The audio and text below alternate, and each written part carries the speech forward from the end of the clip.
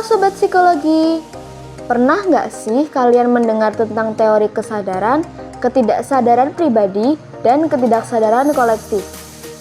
Yap, betul sekali. Teori tersebut diciptakan oleh Carl Gustav Jung.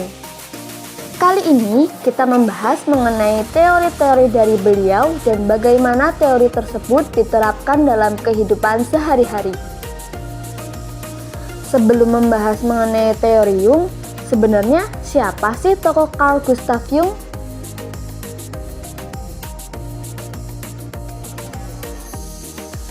Carl Gustav Jung atau biasa dikenal dengan nama Jung merupakan seorang tokoh psikoanalisa yang lahir pada 26 Juli 1875 di Kesswil, Swiss. Jung memiliki teori psikoanalisis yang dimana teori tersebut mendasari ketidaksadaran jiwa. Jung menghubungkan manusia dengan teologi dan kausalitas bahwa manusia ditentukan oleh latar belakang individunya.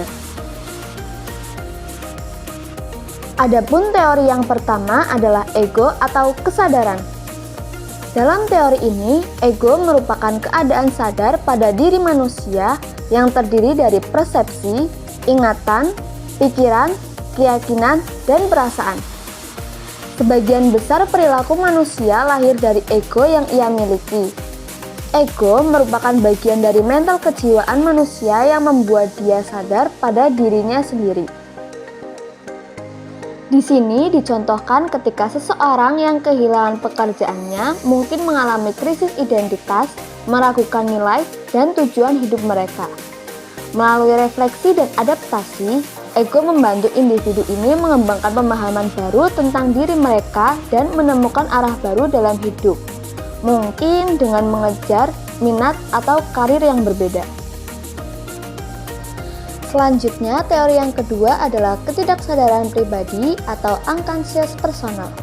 Merupakan bagian dari ketidaksadaran yang terdiri dari pengalaman dan ingatan yang tidak disadari tetapi dapat mempengaruhi perilaku seseorang.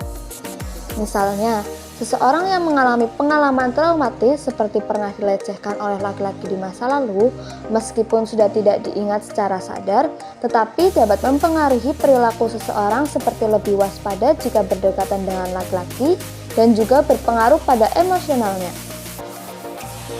Terakhir, ada teori ketidaksadaran kolektif atau unconscious collective. Teori tersebut menjelaskan tentang ketidaksadaran yang mengacu pada pengetahuan dan pengalaman bawah sadar yang dimiliki bersama dan diwariskan lintas generasi. Diekspresikan melalui simbol dan arketip universal yang umum pada semua budaya manusia. Arketip tersebut terdiri dari 4 macam yang dipentingkan dalam membentuk kepribadian seseorang, yaitu persona, anima dan animus, shadow, dan self. Contoh dari konsep teori ketidaksadaran kolektif ini adalah sosok ibu yang memiliki definisi melambangkan figur keibuan, pengasuhan, dan sebagai pelindung. Pahlawan yang didefinisikan sebagai representasi dari perjuangan, keberanian, dan kemenangan atas kesulitan. Lalu juga ada narasi penciptaan dunia atau alam semesta yang seringkali memiliki elemen yang mirip seperti kisah penciptaan dalam Alkitab, mitos penciptaan dari Mesir kuno, dan cerita penciptaan dalam mitologi Nordik. Sekian penjelasan mengenai teori Jung yang dimana dapat kita simpulkan bahwa teori Carl Jung memberikan kontribusi penting dalam psikologi dengan konsep ketidaksadaran kolektif dan arketip yang memperluas pemahaman kita tentang pola-pola psikologi universal. Teorinya dihargai karena memperkenalkan cara baru untuk memahami simbolisme dalam mimpi, mitos, dan budaya, serta mendorong proses individuasi untuk pengembangan diri yang lebih utuh.